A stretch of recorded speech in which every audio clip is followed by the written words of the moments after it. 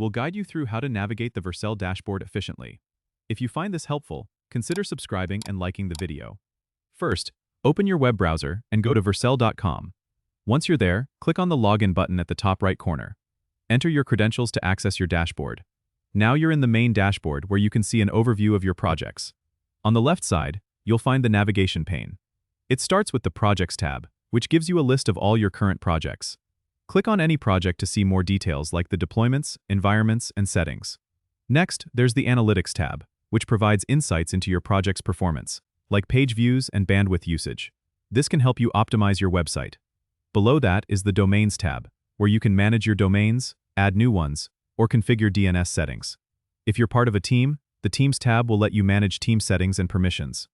To adjust your personal account settings, click on your profile icon at the top right and select Account Settings.